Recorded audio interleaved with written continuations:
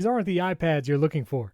Welcome to Primary Technology, the show about the tech news that matters. Today we're talking about Apple's possible partnership with Google Gemini or OpenAI and bringing that to iOS 18. Where are the new iPads? Humane released a new video about their Pin walkthrough. Apple has some more legal troubles, and we're going to do a long-term review of Apple Vision Pro and the M3 MacBook Air. This episode is brought to you by all of you who support the show directly, and for that we thank you. I'm one of your hosts, Stephen Robles, and joining me as always is my friend Jason Aiton. How's it going, Jason? Slowly. It's going very slowly this morning. Jason says slowly because his bandwidth is affected by the cold weather up there, apparently. And I feel like something like that. The juxtaposition between my bandwidth situation and what Jason was about to hotspot off one of his phones in order to record this. So you have some kind of microwave transmitter or something, right? I had been debating between whether I should get one of those point-to-point extenders or run an Ethernet cable in the ground. And Ethernet cable in the ground is certainly the ideal scenario. Yes. The thing is, it's 16 degrees outside right now. You can't dig anything into the ground. So that's going to have to wait just a little bit longer. I was going to take issue with one thing, which is if you're going to have a bit, it actually has to be a bit. I take that is not a movie quote. Let's just be honest. Okay, listen. Yes, if you're new to the show, I try to start every show with a movie quote. That was a little adjusted movie quote, and I've actually done 2 Star Wars quotes in the last as many weeks, I think. So I need to widen my quote thing. I will just say the temperature where Jason is right now, what did you said, 16 degrees? It's actually up to 20 now, so there we go. 20 degrees, and the high where I am is 83 degrees. So just in case anyone's wondering. In almost the end of March, Jason. That's crazy. Why don't we record this show live in person? That's what I want to know. Why don't I come to Florida every week and just record this with you? Do it. You're a Delta triple diamond or whatever. We talked about it on the bonus episode. Anyway, we got some 5-star review shout-outs. Want to do that, and then we're going to get into Apple and AI, Gemini, all of those things. So 5-star reviews, thank you to all of you. You get a shout-out if you leave us a 5-star rating and review in Apple Podcast at the top of the show. So GIS Adam, they said you need to root for the other Michigan team. I don't know what that means. It means he's not a Michigan State fan, but in preparation for this is the only preparation I did for this entire episode is I put on my Michigan State. And I do think, I just want to say, thank you for leaving a 5-star review. Hopefully what I'm about to say doesn't change that, except leaving that comment in the month of March is especially rich because Michigan State just made their 26th straight tournament. Tom Izzo has the longest streak. And I will just ask where the other Michigan team is right now. They're not in the tournament. Let's just say that. Sports ball. Thank you for that. And now we're going to have 2 1-star reviews. This is going to be our second one-star review. No. A bunch of people wish me happy birthday in the reviews, so thank you for that. It's probably funny for people to see these reviews be like, who's happy birthday? Anyway, Machete 818, Donkey with a bunch of names after it, Cliphead, Bulig, Poker Chris, they also had happy birthday. Ethan, thank you for this. He said no battery percentage. The no battery percentage people are coming out of the woodwork, Jason. He doesn't do battery percentage. Thank you to Elan 2020. JDoug457, also no battery percentage visible on his iPhone. I think the tables are the turntables, if you know what I mean. Ad Paul R, he had some very nice comments to say. And Red Pixel 09, he was actually asking what we used to transcribe. So we host the show with transistor.fm, and they have an AI transcription tool. And I do that instead of Apple Podcast built-in transcriptions, because then we get speaker labels, and you could see the other guy or Stephen Robles.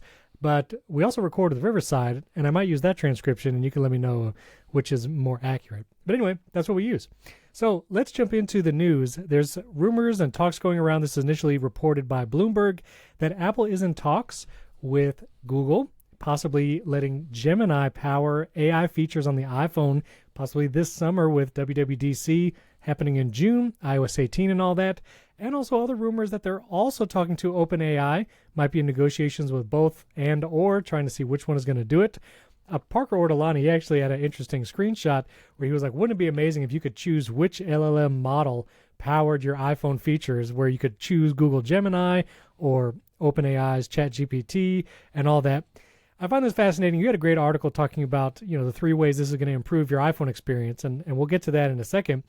But I would just say I find this really interesting that OpenAI might power Apple's AI features in addition to Microsoft's AI features. Microsoft Copilot is literally OpenAI. Or Google Gemini. And like I understand Apple might be behind on the whole AI LLM development and modeling for their software, but it just seems like two very wild partners. I mean, I can see it happening until they develop their own. This happened with Google Maps. If you remember, Google Maps was the launch partner on the original iPhone until Apple launched their own Apple Maps solution and things like that. So I don't know. What do you think? What do you think the probability is? What do you think of this? Well, I think two things. One, I think it's actually a good sign that Apple is trying to find a partner to do this, because they are far enough behind that at this point, like, they just can't wait until they get it right. And as we have seen watching these other companies do this, it's hard. It's not just a thing you can just spin up overnight. Google's been working on this even longer than OpenAI, necessarily OpenAI. I think the second thing I heard a really interesting take, I think, from Ben Thompson, that Google is the only company of these really that has the scale to take on what, a 1.5 billion iPhones, right? If you just think about that, you can't just, like, OpenAI, has a partnership with Microsoft, but think about the increase, like how much more of a burden that would be on their compute power. And really the limiting factor for all of these generative AI is compute, right? That's why they had to partner with Microsoft, because there was no way they were ever going to reach scale without that. Google really is the only other company that has the capability to just imagine what would happen if all of a sudden there's 2 billion iPhones and they're all suddenly using a generative AI feature, right? You can't, Anthropic, all of these other smaller companies, there's just no way that they could take on that kind of scale. So Apple really was limited in what its options were. And you're right, it's really just OpenAI with its partnership with Microsoft, or Google with Gemini. It is kind of interesting, the Gemini, because Gemini has been in the news lately. I'm sharing my screen and you're probably seeing these crazy pop-ups. I was just trying to pull up the stat of how many Microsoft Office users there are globally, because OpenAI and Copilot, is part of that. There is 1.2 billion Microsoft Office suite users globally. I don't know how many of them have access to Copilot, but that seems like a big number too. So, sorry. Random ads were popping up as I was sharing the screen. But all of that compute is happening on Microsoft Azure. Right, like it's not necessarily happening. Like OpenAI is not hosting those servers and stuff. So like the same servers that are hosting Microsoft Office are also hosting the interaction with ChatGPT. So yeah, the point is there wasn't a whole lot of options that Apple was going to have, and so I think it'll be interesting. They obviously have the huge search deal, so they're obviously friends, right? I shared with you that photo of like what was it, Tim Cook and Sundar Pichai having dinner. Yes. I thought that was like, when someone posted it, it was, Ian Bremmer posted that. That photo is actually from like 2017, but it is still really interesting. It's like, these two people do know each other pretty well and have done some deals. And so, it's not surprising that they would do it. I think everyone expected Apple was going to just do this on their own, but I actually think it's smart in this case to figure out a way to make it happen sooner rather than later. Yeah. I find this photo interesting because the internet, a photo like this, it did the rounds on threads and such just a couple of days ago. And people feel, I don't know, I immediately just think it's like a recent photo. And like you said, this photo was from 2017. And that's one of the issues with context, I guess you could say, with the internet and social media. But anyway, these two are friends. Right. They do have, it's the $1 billion deal for Google search being the default search engine on iPhone, right? $20 billion deal. Excuse me, $20 billion. So Google and Apple already work together and money changing hands. I wonder if Tim Cook in this picture is like, hey, listen, what if we get Google Gemini and you get search default and we just call it a wash? Just say, probably not. Tim Cook would probably want Google to pay them to use Gemini as the default, because then Google Gemini will get a ton of learning data. That's the thing too, is, one of the reasons why it's such a valuable arrangement for Google to have Google search as the default search engine. One, because it's just used a ton more, because most people don't change the defaults on their phone. And so anytime anyone searches in Safari, by default, it's using Google search. But that's also a ton of data and traffic, as Google ads will be served in those search results, but also just the data that Google gets to make Google search even better and has put it leaps and bounds above other search engines, even like DuckDuckGo and Bing and all that kind of stuff. This is why Google is the best. Although there was a good podcast from Nilay Patel recently on Decoder about why Google search might be getting worse over time. I haven't listened to the whole thing yet, but I thought that was an interesting take. With Mia Soto, I think it was, who is their search Google platforms person. So yeah, I think that I think it'll be slightly different. I think Apple will absolutely be paying for access to this at this point, mostly because it is just so expensive right now to run it. And there isn't really a way for Google to monetize it, because I don't think Apple is going to be, this isn't going to be a thing. Well, I don't think that this is the type of thing where Apple is going to build it into like Apple One as a bundle where you're paying an extra $20 a month to have access to the generative AI features, because people are going to be like, no, you put it on my phone, it should just work. I shouldn't have to pay you more money. And so I do definitely think that Apple's probably going to be paying and then figuring out a way to monetize that down the road. So, yeah. Right. Yeah, it's interesting. So you had a great article talking about the ways that AI is going to, or ways it will benefit or change the iPhone to make it a lot better. I did a video like months ago about this as well, because I do think there's huge implications for large language model type features on the iPhone. You had 3 great points here. Obviously, Siri being one of them. Jim Dalrymple from the Dalrymple Report and the website The Loop, he's been on social media just lambasting Siri the last 2 days, basically saying he's given up using his HomePods because Siri is so bad. He just set him on fire. He's like, get out of here. Kicked him out. He was really upset. And Jim Dalrymple's like a musician, longtime Apple pundit. And so the main thing he's doing is trying to play songs, which should be a very easy thing for HomePods to do by asking the voice assistant. And he just has a lot of issues with it. And I will say, my kids yell at HomePod minis all the time to try and play music, and it does not go well most of the time. Yeah, and so I've turned off the listening for the wake word on all of our. Actually, I've turned it off on everything except for I think my watch. Right, like if I shout it out into the ether, the only thing that should be listening is my watch. Partially because for a long time I was so frustrated by the fact that I could be like 3 rooms away and I'm like just talking to my phone and I'm like, "Hey, iPhone." And a HomePod, like in the living room, just is like, huh? And I'm like, I'm not talking to you.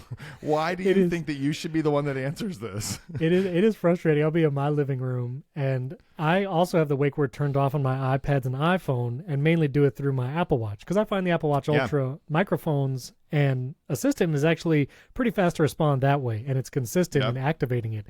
And so I'll be in the living room, and I'll lift my watch, and I'll be like, hey, iPhone. And it's my HomePod that's across the room, my HomePod Mini, that does exactly the same thing. It's like, what do you want?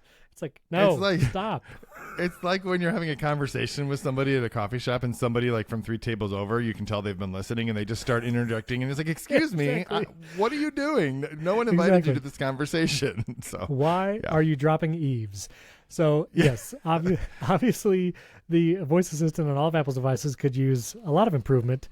Shortcuts is another great reason. I was looking for a link to one of my shortcut videos in your article here, but I didn't find any. Well, send me one. I'll add it. I don't have a problem. But my general thesis here was like, so shortcuts is amazing, but the functionality of shortcuts shouldn't require you to actually use the shortcuts app to be building them. If you had the ability to just say to your phone, hey, the example I used, and this is a real world example where I had to build a shortcut to do this. Hey, make me a shortcut that turns off my outside lights every night at sundown, or turns them on every night at sundown and then turns them off 3 hours later. Like shortcuts can do all of that, right? But you have to go in and you have to build it. Whereas using Google Gemini as a large language model to interpret all that and to have the ability to interact with the different capabilities on your phone, I personally think that'd be amazing. Or imagine if you could just, the other example I used is if you could just say to your phone, hey, every time I get an email with an invoice, download the attachment and put it in the receipts folder in Dropbox. That's the kind of thing that will make people like, this is super functional, way more functional than just, make me a photo of the founding fathers just to see what, craziness it comes up with. Right. Yeah. Exactly. Like these are the things that people would actually use all the time. And there's so much functionality in shortcuts it's got to be the most underused app on the phone. Like, come on, it has to be, because most people just don't even either know it's there or know how to use it at all. So. Listen, I'm going to put one of my shortcuts videos in the show notes, because 2 out of the top 3 ways people find my videos on YouTube is shortcuts. Yeah. And so there's a huge interest for it, I think, even just simple automations. And like you're saying, it is intimidating for people who have never done it. And it's, there's a ton of actions behind the scenes, and Apple has a gallery with some pre-made shortcuts, but it's hard to get used to it. And the power of shortcuts is it can probably automate your specific task, which will make your work easier. And that's why I think some of my most popular videos on the channel are shortcuts videos. But I Yep. also think Final Cut and Xcode are two huge use cases for large language model type input and AI features. Xcode, obviously for developers, autofilling certain code. I'm not a developer, so I don't know all the lingo, but Final Cut is also way behind when it comes to a lot of AI features. If you use Adobe Premiere, there's a plugin called Autopod, which can basically take a podcast, like video podcast like this one, and automatically cut between the video depending on who's talking, and it does it in a few seconds. And it just, boom. That's something Final Cut should be able to do automatically. It already has multicam features and plugins. Like Final Cut should do that. Also, like transcribing the audio in Final Cut and editing it via text. Adobe Premiere can do that. Apple should do that too, just right there built in. I also feel like iWork, which is an old term, but Pages, Numbers, and Keynote, massive implications for that kind of stuff, especially writing in Pages and then asking the prompt to help you reword something or generate more text, and then to translate that into another application, meaning if I have some bullet points in Pages, maybe I'm putting together a talk like I'm doing at Podcast Movement next week. I can select that text and ask the Apple Assistant, make this into some Keynote slides with some stock imagery. Like that's something other tools can do right now and would be extremely powerful if Apple's iWork suite, which is all Apple apps, Keynote, Pages, Numbers, it'd be great if it could do that. And also, we're going to talk about Humane AI Pin in a second. One of the things I saw in their latest walkthrough was Imran, one of the co-founders, asked his AI Pin, like all he did was tap it, and he said, make a spreadsheet with the top tech YouTube reviewers with subscriber count and put it all in a Google spreadsheet. And it made the spreadsheet for him. Like that's the only prompt. It was very short, and I was really impressed that it could just make that spreadsheet down, and then you could download it or whatever. Numbers is right there. And while Numbers is great and can help you make charts and tables, to just be able to ask a large language model type assistant, hey, make this data into a chart, and it just does it automatically with a labeled y-axis, and it just does it, that would be great. Which I do have to give a shout out, Nate, friend of the show, friend of ours personally. he sent us... this was a post that was going around on Threads, and then he sent it to us directly. But it was basically like Hall of Fame unlabeled y-axes. And let me pull it up real quick. It's this actually from Spotify, and the Culture of Me posted it on Threads. Unmarked y-axis Hall of Fame. And it was Spotify reveals the number of artists generating whatever, certain amount of money. And the y-axis is just number of artists. That's all it says. Yeah. Which No would be scale. fine if it was to scale, because the problem with this chart and the reason I think it got put in there is if you happen to notice the far left bar, which says 23,400, is lower than the far right bar, which says 1,250. So it's like none of these things are at the same scale. That's the problem with this chart. Not just that No it's scale. poorly labeled. It's like, oh, you can make anything look like any. This is actually pretty close to the one that we looked at with Brave, where it's just like, Right, I would just right, start right. this chart anywhere. But except for what Spotify did is they reset the chart each time they drew the bars. It's like there's no relation whatsoever. So Exactly. So thank you, Nate, for sending that. Yeah. But anyway, there's huge use cases and implications for large language model type features. I feel like it has to happen at WWDC. I mean, there's so much rumors about it. Yeah. Mark Gurman has said it multiple times. iOS 18 on the iPhone. And that will be one interesting tidbit. Is it going to be iPhone only? Are we going to see AI features across the platforms like macOS, iPad, and iPhone? Or is it going to be very kind of specific under the hood use cases where Apple says the word AI, which they were kind of hesitant to do before, but Tim Cook has repeatedly said in the past year, we're going to make a lot of, I forget the exact quote, but basically we're going to really move forward with AI this year. How far across the platforms it's going to be. So, yeah. I have a prediction. boy, I here we think go. that the main so I think, and I have no information because people wouldn't tell me this kind of thing anyway, but I think the primary focus will be on the iPhone because that's the device that 2 billion people carry around and use, and that Sure. most people will interact with this type of a thing, a large language model, generative AI. And I think that it will mostly be branded as Siri, so that it will be like I was trying to not set My off all HomePod my 3 HomePods. rooms away just woke up. Huh? Yeah. And that's my favorite Eh? thing is when it doesn't know what you're saying and just asks you. I'm like, you don't have to do that. Anyway, Yeah. I think and I think it will sort of like Microsoft just branded everything as Copilot. which it is nice that they branded it as a word you can say out loud without setting off people's devices. That's really nice. But anyway, that's just because Microsoft doesn't have any devices. But I think they will brand it that way, and they will it'll be sort of the over-encompass. It will be more than just the current voice assistant. They will sort of expand all of its AI into that, and then I do think that they will talk about ways that are coming. I don't know that they'll be built in yet, because if you look at what Microsoft did with Copilot, I agree with you that it'd be great. I don't know that I care whether it's in anything but Keynote, because as we've already discussed, there's no reason to use Numbers Pages is fine, but like no one is really creating text documents in Pages. So would be better is if on your Mac, if you can say, hey, take this Google Doc that I have and turn this into a Keynote, presentation using this data, and just your Mac just does it. I don't think we will see that at WWDC. I think it'd be amazing, but if you just imagine that's a much bigger lift. It's not like plug in large language model and now suddenly all these things can do this. So I think it's coming, but I think that's probably the next step. I think they have to get the stuff on the iPhone first. I think they just have to get that out. For sure. Well, I'm excited to see. We're a couple months away. Invites for WWDC should be coming soon. Apple usually announces Dub at the end of March, sometime in April. So in the next 2 or 3 weeks, we should be hearing more, at least when WWDC is. Yeah, they usually announce the dates, and then they give people time to start to buy tickets for developers and that kind of stuff. And then usually about 3 weeks ahead of time is when they send out the invites. So Right. So we will see. We will see coming soon. I also want to throw this in here. Brian Tong, who was one of the early Apple Vision Pro reviewers, longtime journalist. He was at CNET a long time ago doing the Apple Byte. But he got pretty wild access to several people at Apple, including Greg Joswiak. And he just rode around in a golf cart for 40 minutes interviewing these people about the iPhone and the iPhone camera. And just he filmed it all on iPhone, of course. And, a pretty wild level of access for Brian Tong. Congrats to him. He asked Joz at the end what his favorite 3 iPhone models were, and I think he cheated. Should I do a spoiler? Did you watch that? Did you watch the interview? No, I didn't, but it was funny to me because the person that you were originally showing was Kai Andrant, who's the head of iPhone product marketing, and not Joz. I just wanted to, there you go. That's Kai Andrant. She's the head of, most people have probably seen her in the keynotes. It's like she does the iPhone, and then Joz does the iPhone Pro.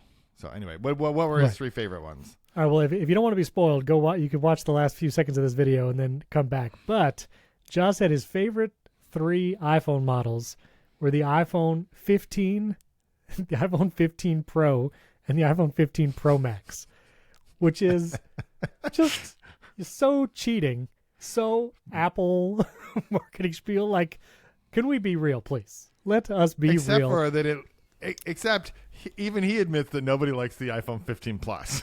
Come on. Nobody wants that one. I think he did mention the 15 Plus as he explained it. But anyway, that was totally cheating. Joz, if you're listening, you need to tell us your actual real favorite 3 iPhones, which let's do real quick, Jason. Favorite 3 iPhone models, 3 generations. You can't do 3 models of the same generation, like 3 different 15s. I'm going to say, yes, iPhone 15 Pro Max, because it's the best iPhone yet, of course.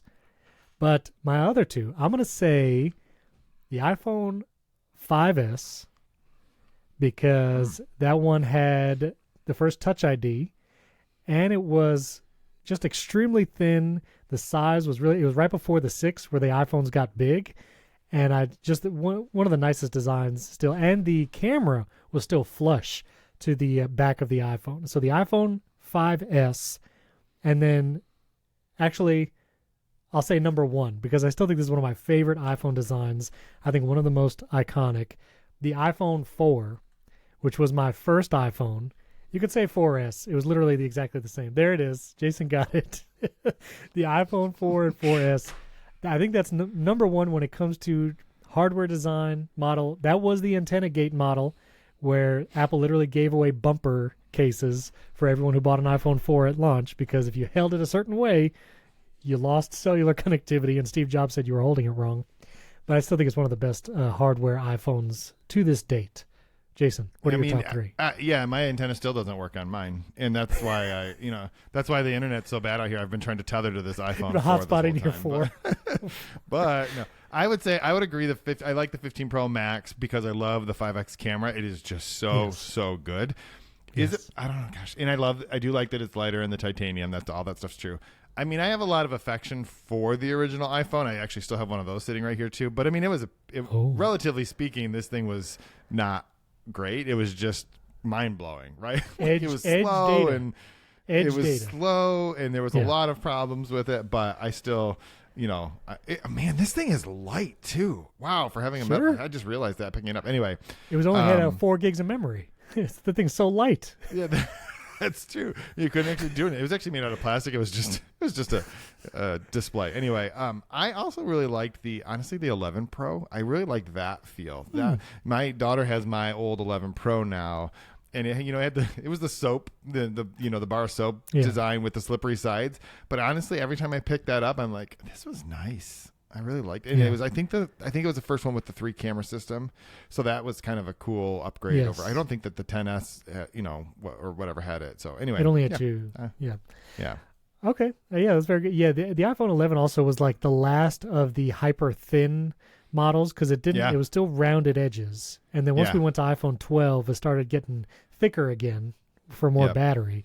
But no, it's good. It's good choices. Good choices. Do you have a Series 9 or Ultra 2 Apple Watch, by the way? I have an Ultra 2, yes. And How's I probably have a Series 9 in a drawer somewhere that I am supposed to review. How's your battery life been on 10.4?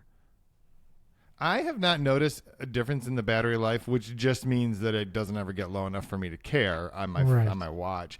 I will say on my phone, the battery life has been garbage lately. I don't know if the two things are related, so...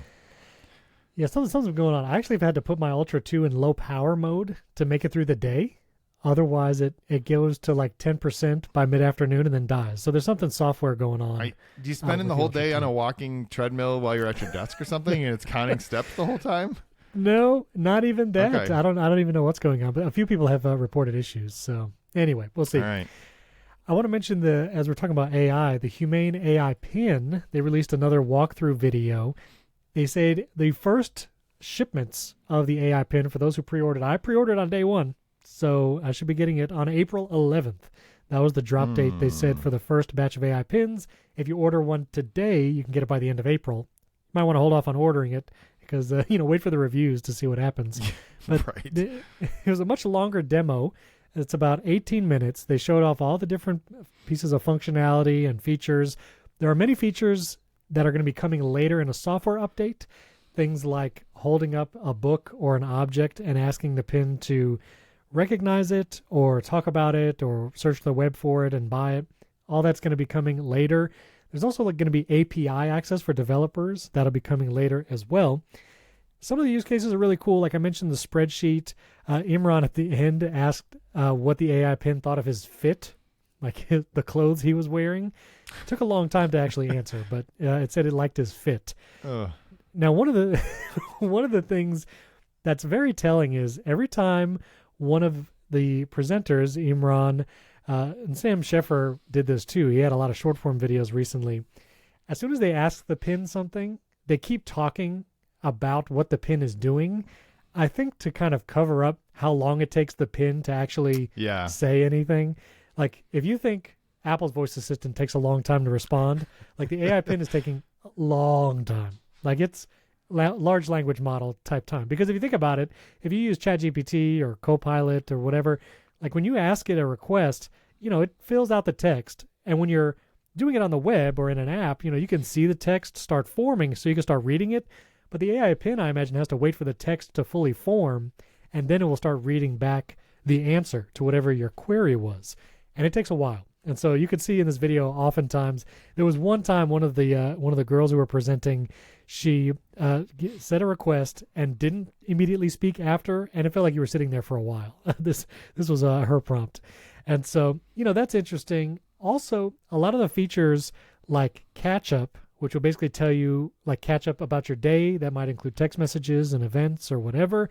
And asking it to search your text message conversations sounds like really cool features, but it would mean you have to use the AI Pin for all of your conversations for it to really be useful. Because if you have a different phone number for the AI Pin, it does not sync with your phone like an Apple Watch. This is like a whole different phone number. It would be green bubbles if you were texting iPhone users, just SMSs.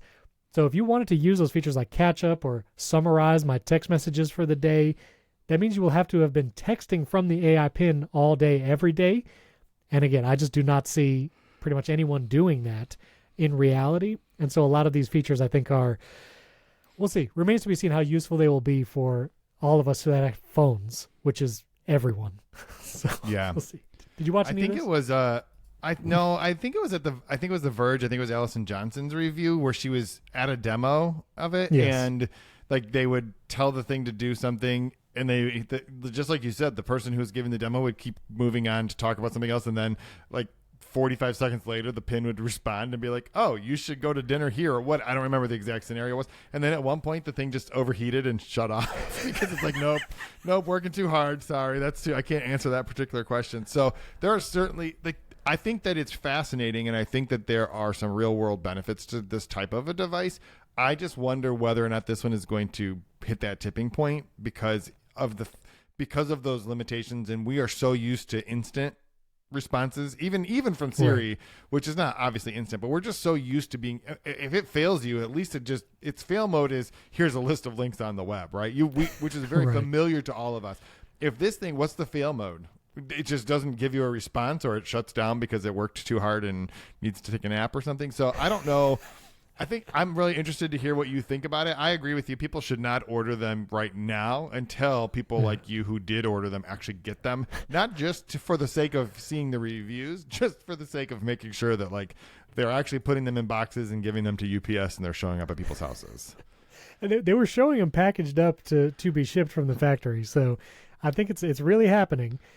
Two other just funny moments. Apparently the OS for the pin is called Cosmos or Cosmos.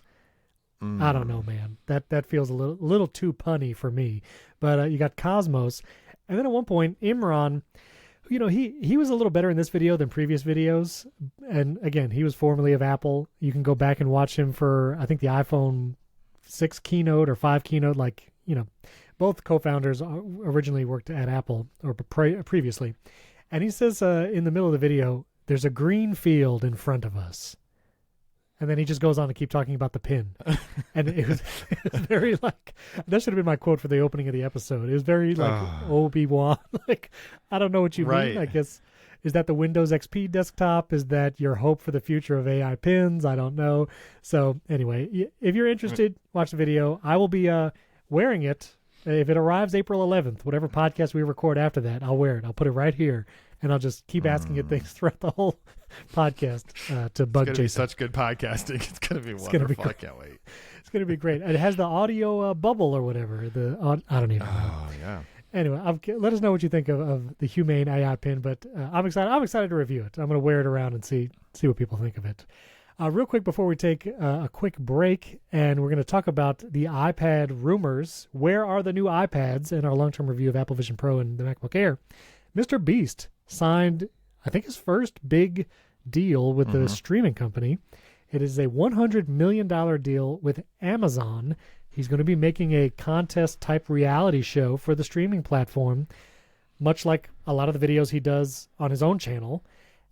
I think this is interesting for several reasons. I mean, one, he was already the biggest YouTuber, making a ton of money, but he also spends a ton of money on videos. If you watch him in some of the Colin and Samir interviews, he talks about he spends upwards of like $3 million sometimes on his videos, which if you watch them, he's like going to private islands and he's like driving trains into a ditch. So I imagine that stuff costs a lot of money to do. Yeah. Maybe he's tired of spending his own money, so he wants to spend somebody else's money like Amazon. But it's a $100 million deal. It's going to be, the show is going to give away the winner, which MrBeast usually gives large sums of money to whoever wins his contests.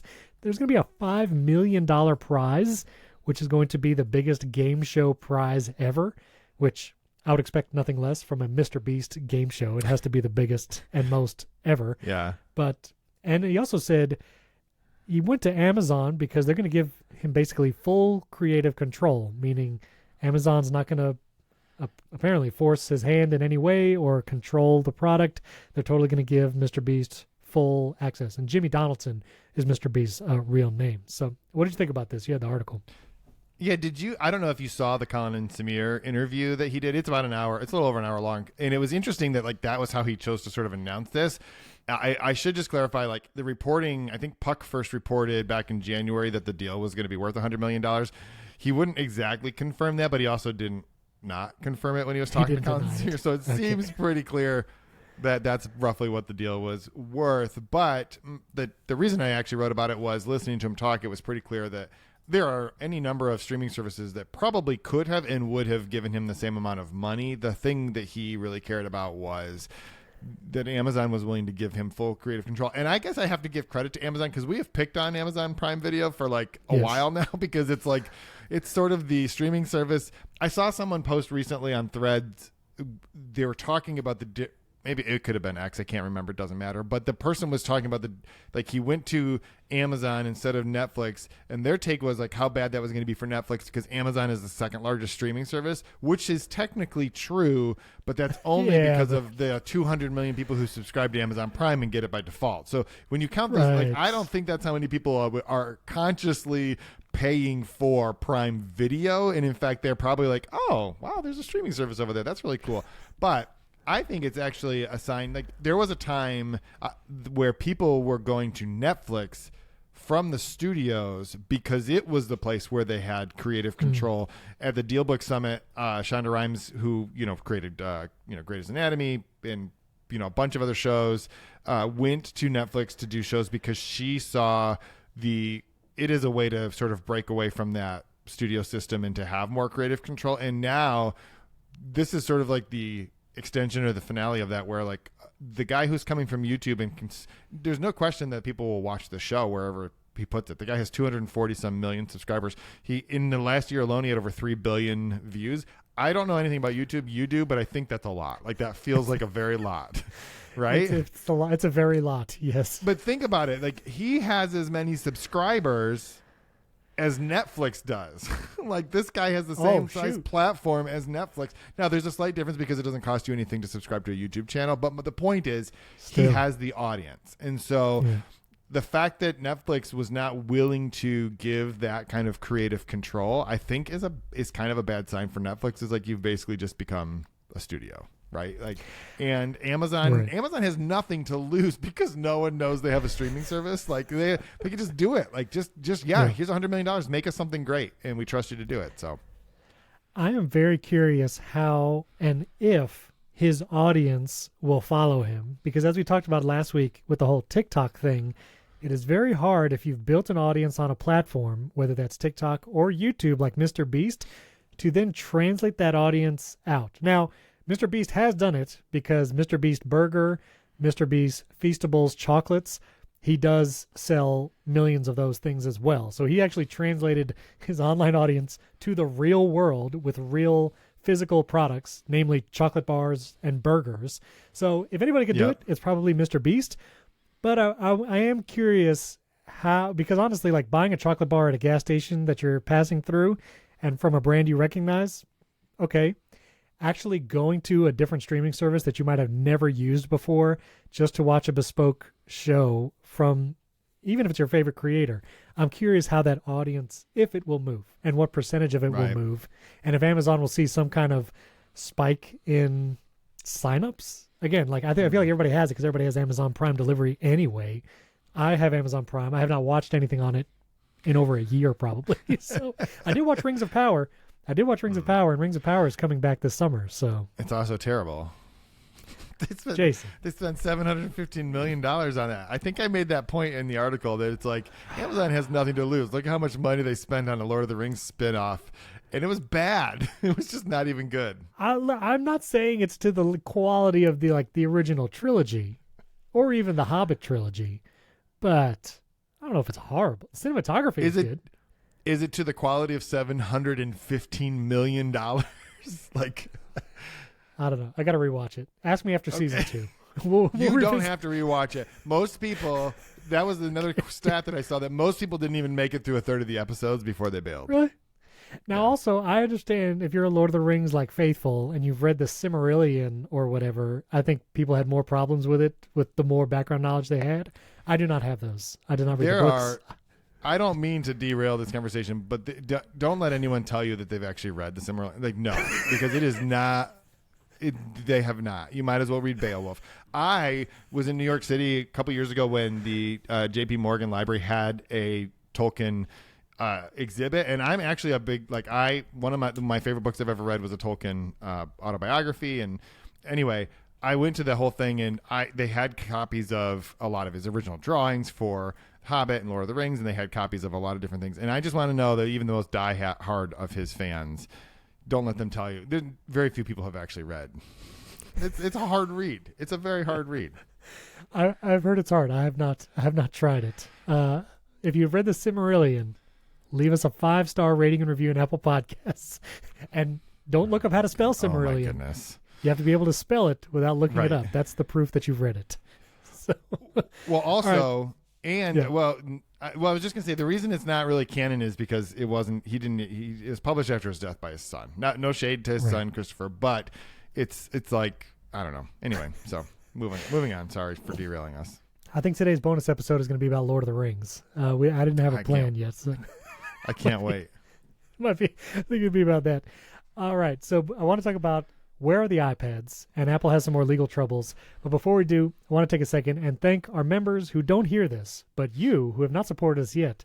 This thank you is for you because when you start supporting the show, you get an ad-free version, meaning this section, it'll jump right to the iPad stuff. This will be cut out, as any future ads and sponsorships will be, because those who support the show get the ad-free version, and you get bonus episodes every week. And if you support the show, you can do it directly in Apple Podcasts for $5 a month or $50 a year, or you can do it through Memberful at primarytech.fm and click bonus episodes. You get the full back catalog of bonus episodes right now, where we talk about all kinds of fun stuff, like EVs, we talk about physical media. Jason went to...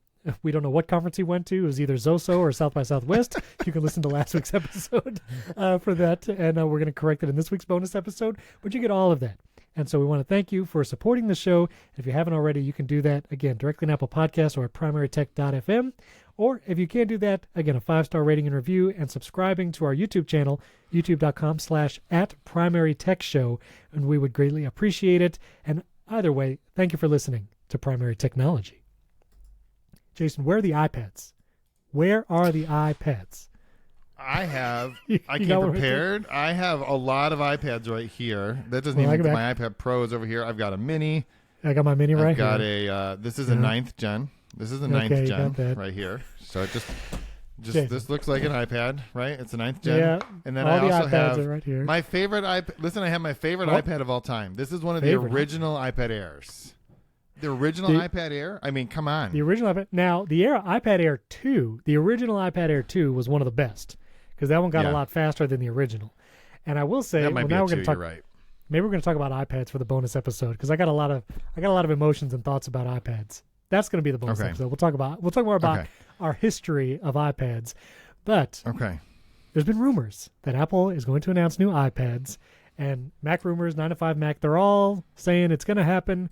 And then, this is hilarious, Mac Rumors posted Apple to announce new iPads on March 26th, and Mark Gurman just quote tweeted it and said, "Not true." Yeah. Think about the level of confidence you have to have as the preeminent rumor-ish person to just be like, nah. Nice try, guys. Just 2 words, "not true," which is just... I just laughed so hard. And then Mac Rumors posted like a follow-up saying, "Oh, okay, yeah, I guess not the 26th." Or the 9 to 5 Mac. Claim of iPad announcement on March 26th, not true. Listen, Mac Rumors, 9 to 5 Mac guys, they're all great. And I'm sure there was lots of talk in a Slack channel about this. I just thought it was hilarious. Anyway, supposedly, I mean, again, Apple did not update a single iPad in 2023. We went an entire year, no iPad updates. Okay, that's fine. M2 iPad Pro is really good. M1 iPad Air is really good. We got a newish iPad right before the new year. So, okay, we need some new iPads, Jason. And I know people are I post about this stuff on the different social medias, and people are like, what do you even want in a new iPad? Why do you even care? You get an M2 iPad Pro right now. It's an amazing machine. Like, you should not want anything more. What's that song? You Can Ask for Anything More? Is that Annie? I forget.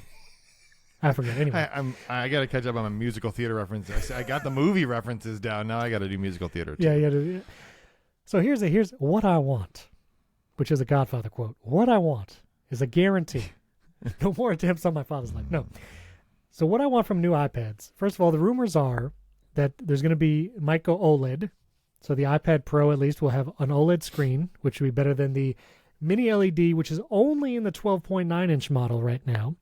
There's been recent rumors that there might be a matte screen option, both a glossy and matte screen, which first, this is a newish rumor. That'll be interesting. We have nano texture options on the Pro Display XDR, but other than that, there's not been a matte screen option since 2011, maybe? You used to be able to get a matte screen MacBook Pro, like matte or glossy. Do you remember that? You could choose one or the other. On the MacBook Pro? I don't know. I mean, I know you could do it on the Studio Display in the XDR, but maybe you're right. You know what? Was it? Maybe it wasn't the MacBook Pro. Was that the MacBook? I think you could. Hold on. Last model, MacBook Pro with matte screen. I have to. This is the real-time searching. Yeah, we're not very good at this. The last time there was a MacBook Pro sold with a matte display finish was 2013. So you could get a 2013 MacBook Pro. It was non-Retina because I remember I actually got a MacBook Pro in 2012, and it was the first Retina screen. 2012 was the first time you could get a Retina screen MacBook Pro. It was the unibody style, but there was no Retina and matte. But there was still a base level MacBook Pro that didn't have a Retina screen that you could get with a matte screen.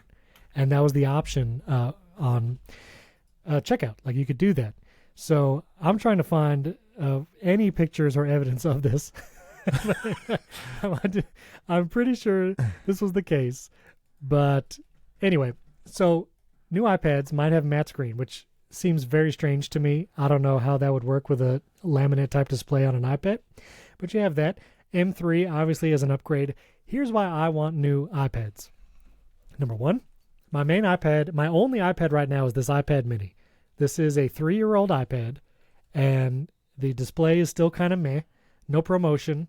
The weather widget is still janky. And I edit this podcast on this iPad. I edit the audio version in Ferret on this, and it's fine. It can do it. I miss promotion on my larger iPad. I talked about that saga of how there was an iPad in my house dropped on the sleep button, and now it's broken. Anyway, so I don't have it. This is my only iPad right now. I didn't drop it, just for the record. Anyway, so I want to get a big iPad Pro again. I've gotten the 12.9-inch model the last 2 years because it was the only one with the mini LED screen, or XDR display as Apple calls it. If you wanted to get the 11-inch iPad Pro, it did not have that better screen. So I am hoping, now that I've used an iPad mini as my only iPad for a while, I want a bigger screen, but not that much bigger, because I have a 14-inch MacBook Pro. So what I want is an 11-inch M3 iPad Pro with an OLED display, same display that'll be on the bigger one, so I'm not sacrificing any display quality on the 11-inch, and a new Magic Keyboard, maybe with a function row of keys, at least a keyboard backlight button to be able to adjust keyboard backlight on those function keys. I would love that. And honestly, that would be enough for me. Maybe we get a 3rd-gen Apple Pencil. Who knows? That's not as important to me, but it would be cool to see what Apple does there. Oh, and the camera moved to the right orientation, because the base model iPad right now that you get for like $4.99 or whatever has the camera on the long edge. You talked about this because you reviewed it. The camera's on the long edge, and that's where it needs to be on the iPad Air and the iPad Pro, and so I hope they move that as well. That's why I want new iPads. Okay. Case closed.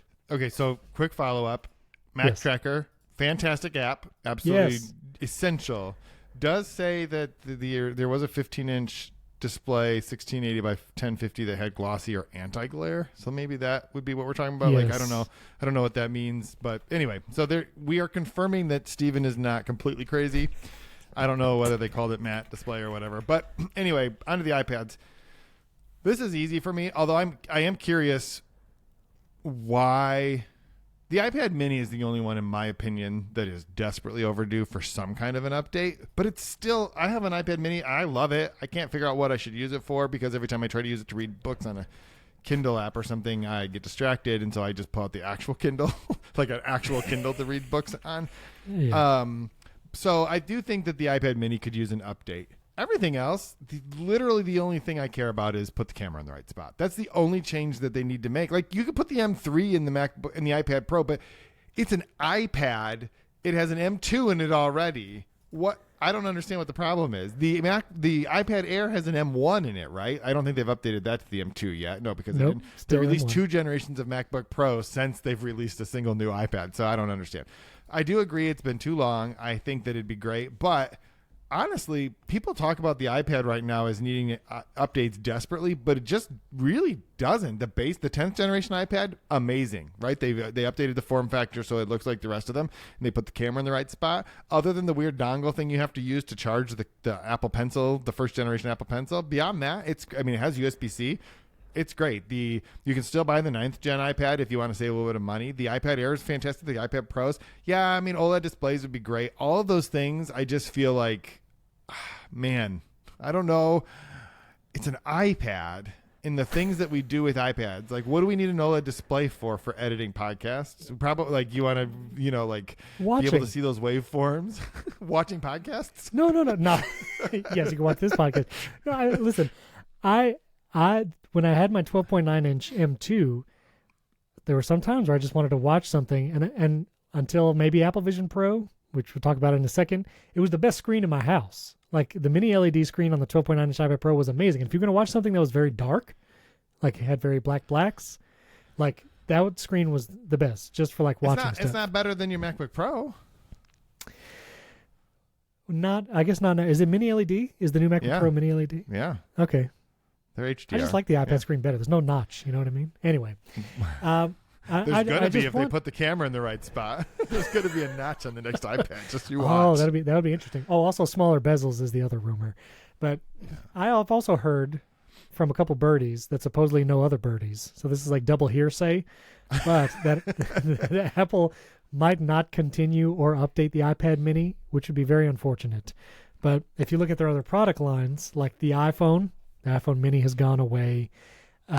There's usually 2 sizes, the regular and the Plus, or the Pro and the Pro Max, and they might just go to 2 size iPads, 11-inch, 13-inch, across the Pro, the Air, and the base model, which I know there's a lot of iPad mini fans out there. I actually did a video with a pilot several years ago with Apple Insider, and like, that is one use case where the iPad mini is like the de facto device, because in these smaller planes with very tiny cockpits, the iPad mini is the only one that'll fit a lot of times, and is ideal for them.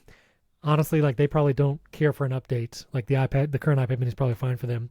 But this thing is also $600 now, 3 years later. It's not like you get a discount. So I don't know. I would like to just see them do something, change the camera orientation, give me an 11-inch. That would be nice. And follow up to the follow-up. I have found a sketchy video here. Oh, no. Sketchy video. No, it's not sketchy.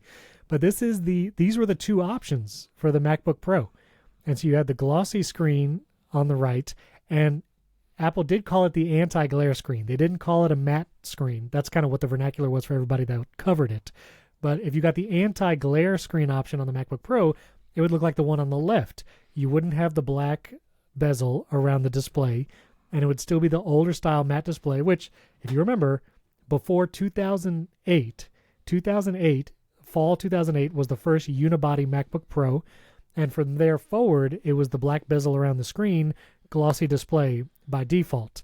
And they just offered the anti-glare for a couple years after that. It seems like 2013 might have been the last year. But that's what it looked like on the left. It had the silver bezels, matte or anti-glare display. And I feel justified. And I think that was actually the year they introduced the Retina, right? So they introduced Retina, and then they kept the previous as an option. You could get a non-Retina that was the anti-glare. And probably it would defeat the purpose of having Retina density of pixels and then also have an anti-glare coating over it. Like, that just defeats the purpose. Yeah.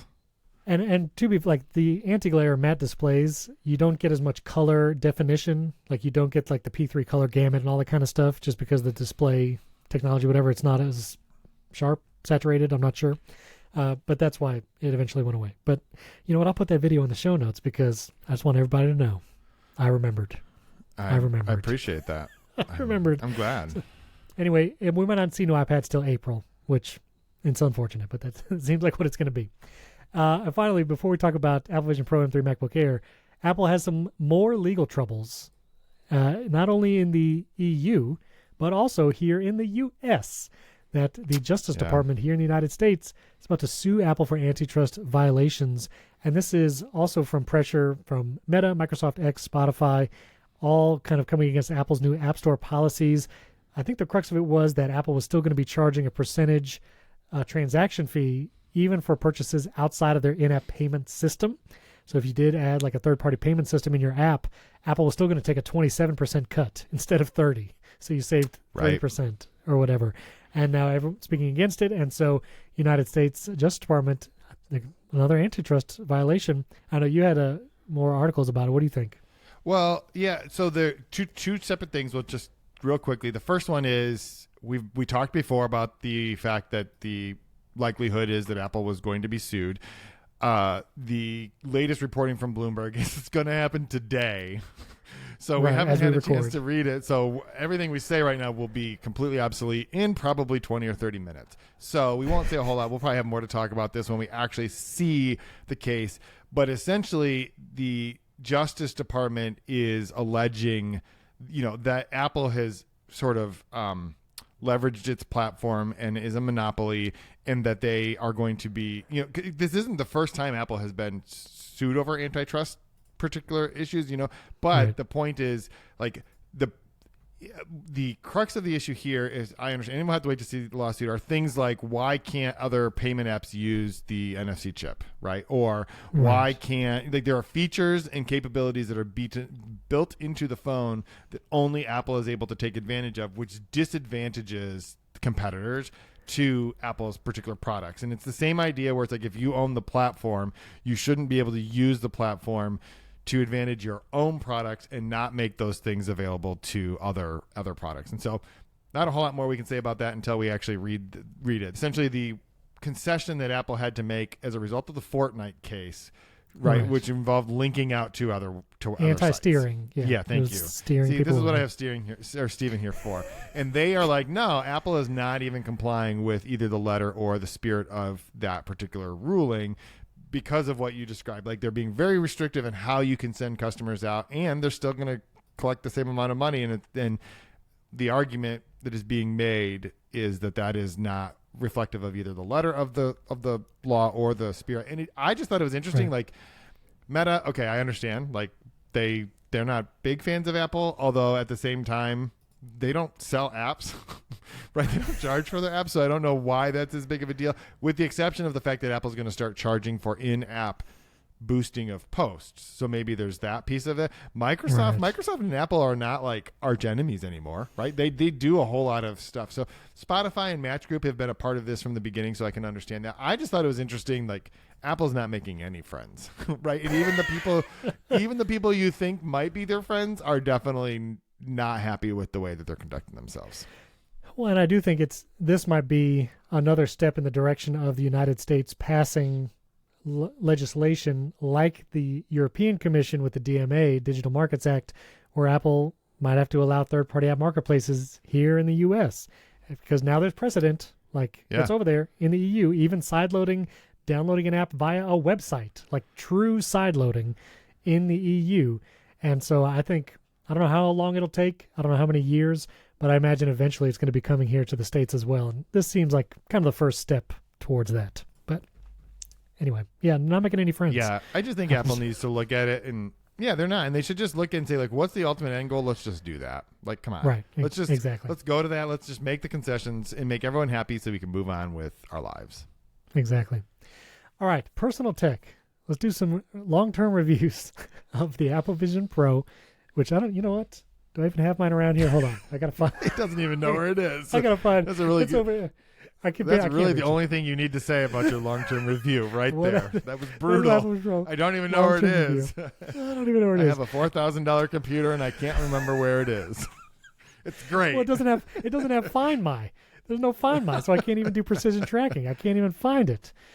Listen, so this it's a long-term review, but it's not going to be a long review. Listen, I use the thing like I use the thing once a week, if not less, because here's the deal. I know there's some people online. They're like, I work in Apple Vision Pro 8 hours a day, and my eyeballs love it, or whatever. I am not one of those people. I shared my Mac screen multiple times, both my Mac Studio and my MacBook Pro, to work. It's cool. It's more useful for my MacBook Pro if I'm like editing video and I just want a larger canvas, because it's helpful when editing video to just have more display space. It is more useful, but I still prefer just editing on my studio display. The studio display is like perfect size for me in editing. Like it's great. So I don't prefer to work in it. I don't prefer to be in it that long, like 6 to 8 hours. I don't prefer that. And watching movies is great. There was a moment, I think it was last week, where it was the evening. I was by myself and I was like, I'm going to watch something. I can get my Apple Vision Pro out and like do the whole thing. I've been using the Waterfield case now, so I have to take the solo knit loop off to put it in the case. So like, do I want to put it all together, put the solo knit in, put it on the battery, wait for it to start up? Because if you don't use it every day, it takes like a minute to start up after you plug in the battery. And then do I want to do all that? Do I just want to watch it on the TV that's right in front of me right now? And it would take me 5 seconds to get to the thing to watch. So I didn't even watch it. Even then, the ideal scenario where I would watch it, that has happened multiple times. And some of those times I have got Vision Pro out and done it. But it's just there's so much friction to just getting to experiencing something in Vision Pro, and so limited use cases for it. The only use case that I prefer right now is watching something, and the friction to get to watching something on Apple Vision Pro, which there's still no Netflix app. I'm not going to do it in the web browser. Like using Safari and Apple Vision Pro is like not a great experience. It's hard, like typing on I just don't want to do it. So even watching something, there's enough friction where I don't desire to do it. Now, I'm traveling next week. I'm going to Podcast Movement in the hotel. Maybe Apple Vision Pro is it's going to be great there because it'll be my content. We'll see how it works with like captive Wi-Fi networks. I'm curious how well that's going to work. Where you have to like log into your hotel room or whatever. So yeah. Traveling might be the killer use case. Everybody who posts a video of Apple Vision Pro on a plane says it's amazing. It's great. Quinn Nelson from Snazzy Labs, he recently posted it. He was like, "Yep, use it on a plane. It was cool. Got some funny looks, but yeah, that was fun." But honestly, I just don't find use cases for it. And watching something is the cool use case, but I just don't do it very often, like once a week or less. So if you were thinking about getting one, maybe not right now. Go do the demo in the Apple Store. You can get the wow factor and then wait for a much cheaper version or more use cases and apps down the road. But yeah, that has been my experience. And also, if you're thinking about getting one, make Steven an offer, because he has one available that doesn't get used very often. Listen, if there's an update or whatever, I got a screenshot. I have to put it on to screenshot the software update screen or whatever, so I can post that on social media. So, yeah, that's a good reason to spend $4,000 on a computer is to take screenshots to put on social media. Maybe Vision OS 2.0. Maybe it'll be amazing. I don't know. I also just want to say that anybody who is taking photos of themselves wearing one on an airplane and saying it's amazing is only wearing it on an airplane so that they can take a photo of themselves wearing it on an airplane so they can post it on social media to say that it's amazing. Let's just be real honest here. So I actually asked, I may write about this at some point because I had a really interesting conversation with the flight attendant. First of all, almost no one is wearing these things on airplanes. You would think that they were if you live in like the tech bubble like us where people post about it all the time. But I've asked them, and the flight attendants just think you're weird. If you wear one on a plane, the flight attendants think that you're just bonkers. And so, not that that's a reason not to, because there's a whole lot of people that are bonkers on airplanes. That's fine. But anyway, so, all right, that was the Vision Pro. I, on the other hand, have been living with the MacBook Air, which I do know where it is. It is right here. I still have it. It's right here. And it's, I was just picked it up and noticed, honestly, the fingerprints aren't that bad. I think the coating part of the fingerprints is good. It's dark, right? And so darker materials like this are just going to show them more. I will say, and I think, Stephen, I may have said this to you at one point, but I think that the M3 MacBook Air was the the computer that I was sort of waiting for, and I've been using the M3 Max MacBook Pro. So I am not using. I mean, I'm not hurting for computer, right? Right. It's the best computer, I think. Right now, I would argue it's the best computer that Apple is making. And the thing I think constantly is, if I could get more than 25 gigs or 24 gigs of memory in a MacBook Air, it would be a deal. I'd sell my office and I'd just buy one. It'd be a deal breaker. Like it is. What do you need that much gigs for? Tabs? Future proofing. Because honestly, I think if I could get more than, if I could get 32 or 64 gigs of memory in a MacBook and an M3 MacBook Air with 2 terabyte storage, I would probably buy it and plan to use it for a very, very long time. 32 I'd be happy with. I don't need 64 in a MacBook Air because the stuff, I mean, I do like podcasting. I do some things where I do take advantage. I was using Whisper yesterday, and that's the first time I've heard the fan spin up on this MacBook Pro.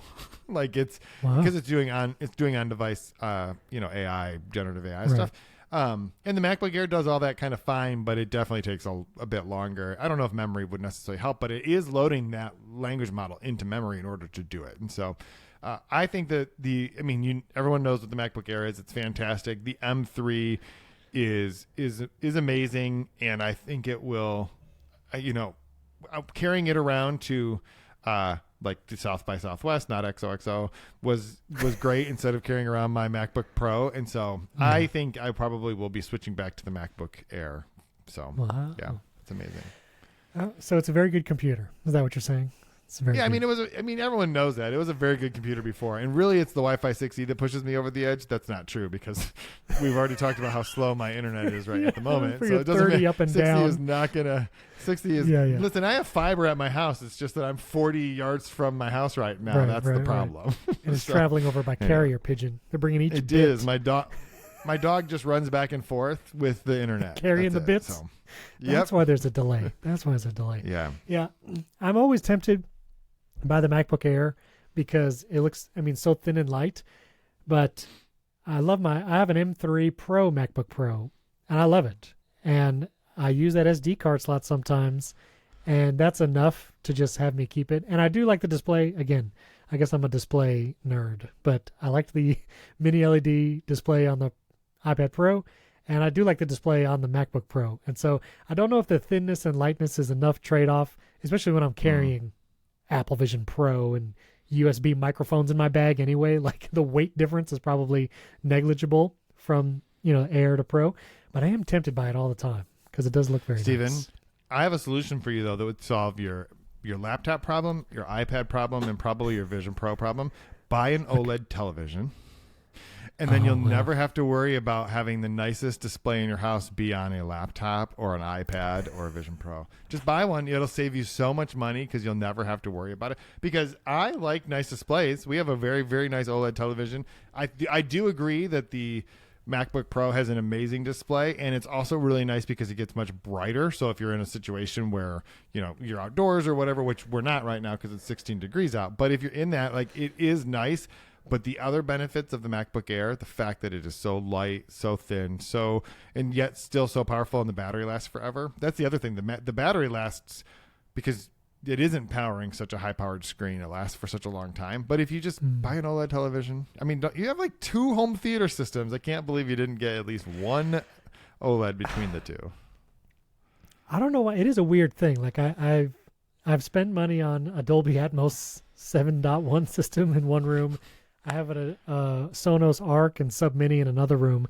For some reason, I struggle to spend money on TVs. One, because I feel like the gap between the $600 TV and then if you want to get a nice OLED, you're in the 3,000s. And I don't know. I feel like I don't personally use it, the TV. My kids use it more. For their video games, they would probably love it. But I actually don't personally use it enough to justify it. So, and I'm not going to put the nicest TV in our bedroom.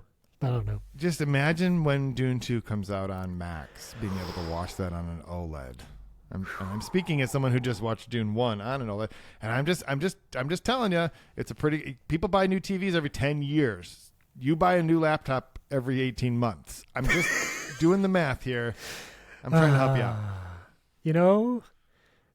When Dune 2 comes out, maybe that'll be the time. I will consider an OLED TV because And we'll know if Steven bought this if his wife forces him to cancel this podcast because I keep talking him into buying things. That's how we'll know.